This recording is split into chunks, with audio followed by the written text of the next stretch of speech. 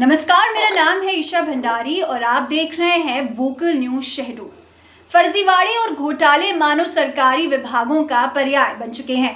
अनूपपुर के स्वास्थ्य विभाग में भी इसी तरह के फर्जीवाड़े का एक मामला सामने आया है। बताया जा रहा है कि स्वास्थ्य महकमे के मलेरिया विभाग में 14 लोगों की फर्जी नियुक्तियां की गई थी और साथ ही राष्ट्रीय हेल्थ मिशन की गाइडलाइन के खिलाफ जाकर SHO का तबादला भी किया गया।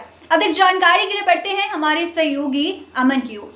जी अमन, तो अनूपपुर के स्वास्थ्य विभाग में से एक घोटाले की खबर निकल करके आ रही है जो कि अब आम सी बात हो गई है। तो क्या कैसे हुआ ये हमें प्लीज आप बताएं। जी देखिए, जो हमारे पास जानकारी है उसके मुताबिक हम ये बताया जा रहा है कि इस अनूपपुर के स्वास्थ्य विभाग में कुछ दिनों पहले, लगभग 1 साल पहले, कुछ फर्जी भर्तियां की गई थी। मलेरिया विभाग में 14 लोगों की इस तरह की फर्जी भर्तियां की गई थी तथाकथित तौर पर।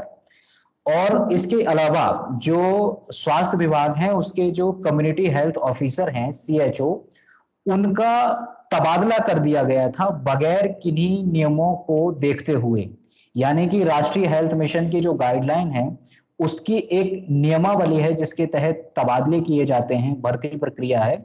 लेकिन उन सब नियमों को ताक पर रखकर ये भर्तियां की गई 14 लोगों की, और ये हेल्थ ऑफिसर का जो है तबादला कर दिया गया। फिर ये मामला वहीं पर दब गया था, लेकिन धीरे धीरे जब इसके विषय में किसी सूत्रों से लोगों को पता चला, अखबार मीडिया में इसकी बात हुई, तो इसको लेकर के एक लोगों में गुस्सा, जाहिर सी बात है, आना ही चाहिए।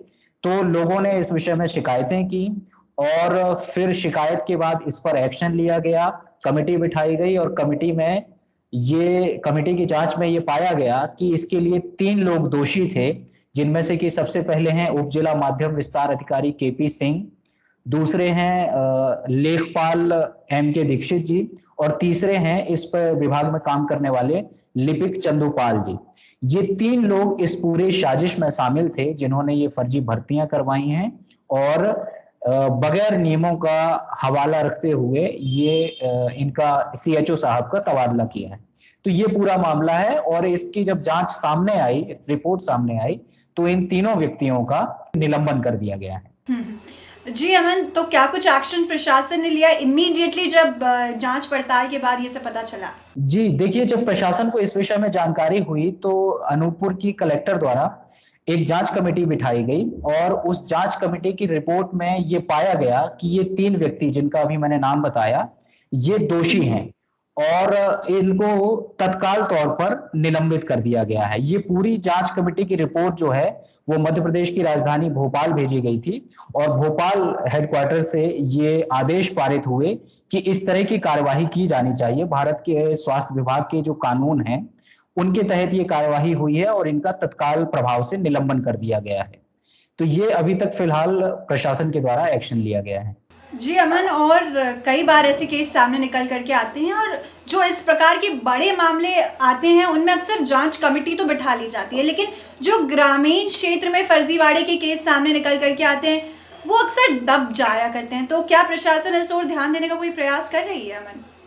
जी देखिए, अभी तो मुझे तो नहीं लगता, ना ही मेरे पास ऐसी कोई जानकारी है कि प्रशासन इस तरह का कोई काम कर रही है। अभी बीते ही दिन हमने बताया था कि किस तरह ग्राम पंचायतों में अपने रिश्तेदारों संबंधियों के नाम पर फर्जी फर्म बना करके सरकारी योजनाओं का पैसा लूटा जा रहा है।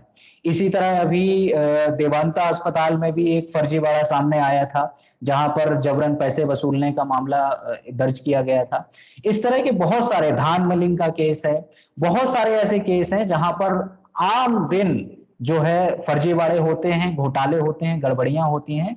प्रशासन की जिस तक खबर पहुंच जाती है उसके खिलाफ प्रशासन जांच कमेटी बिठा देती है या रिपोर्ट दर्ज कर ली जाती है और उसके खिलाफ एक्शन हो जाता है। लेकिन जो मामले प्रशासन तक पहुंच ही नहीं पाते हैं, जिनकी शिकायत ना तो पुलिस तक पहुंचती है ना प्रशासन तक पहुंचती है, वे मामले दबकर रह जाते हैं और ये घोटाला ऐसे ही चलता रहता है।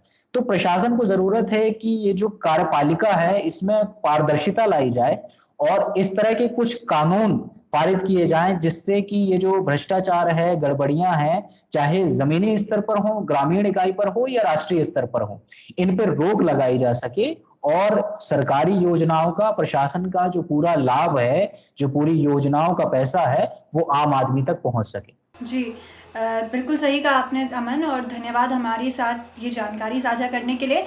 और उम्मीद यही होगी कि जल्द से जल्द प्रशासन ऐसे मामलों को रोकने के लिए सख्त कदम उठाए। आज की वीडियो में बस इतना ही। यदि आप हमें YouTube पर देख रहे हैं तो लाइक, शेयर और सब्सक्राइब जरूर करें, और यदि Facebook पर देख रहे हैं तो लाइक और फॉलो जरूर करें। धन्यवाद।